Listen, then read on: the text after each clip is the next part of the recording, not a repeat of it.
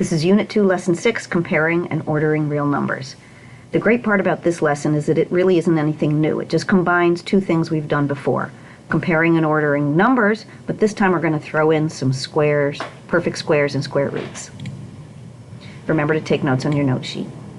All right, there's a couple of vocabulary terms we need to get out of the way before we get going. The first is ascending order. If you see something that asks you to put numbers in ascending order, it means from least to greatest.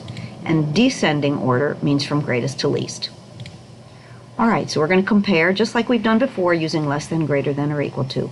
So just like before, you want to simplify the values on either side of that line. So let's see, we're comparing 5 squared. Well, we know that 5 squared is 25. Remember, you have to have those values memorized. And the square root of 400, again, you've got to have that memorized. The square root of 400 is 20 because 20 times 20 makes 400. So 25 is greater than 20. Square root of 144, you need to know that that's 12, and then 24 divided by 2 is equal to 12, so we can see those are equal. 2 squared is 2 times 2 is 4. 500% is going to be 5.00, so that is equal to 5, so 4 is less than 5. All right, now we're going to write the following in ascending order, so we need to put them from least to greatest. So you know that with scientific notation, the first thing you want to look for is the exponent.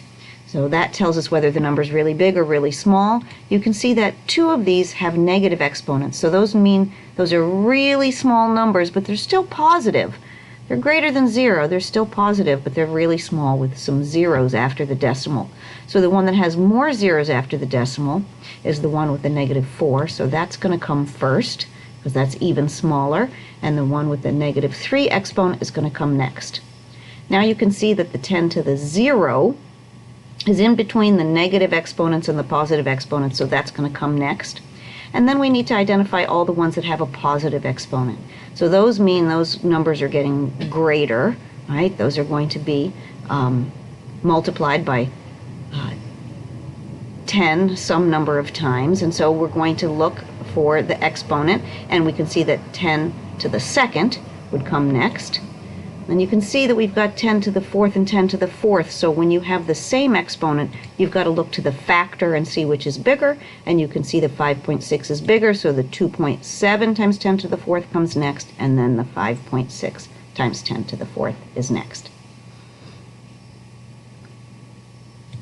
All right.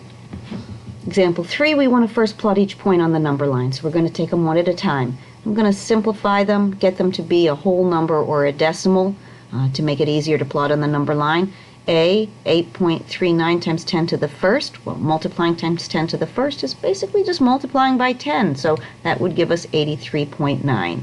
You can see that 83.9 is a little bit past 80. 25 over 2, I'm going to divide 2 into 25, and I'll get 12.5. So that's going to go a little bit past 10. 8 squared, that's another perfect square number. You need to know that, is 64.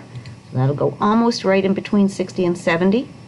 The square root of 225 is equal to 15. You've got to have those memorized. Definitely by quiz 2, memorize all of those squares and square roots. 15 goes right in between 20 and 10. And then 2.5 times 10 to the negative 2, that negative exponent means we're going to move the decimal place to the left. So that was going to be 0.025. That's a very small number. It's less than 1, so that's going to be almost right at the 0. Now we need to put these in descending order, so that means greatest to least. And it's made super easy for us because we can see right on that number line. So we're going to write them from right to left as we see them. A is the greatest point, then C, then D, then B, then E.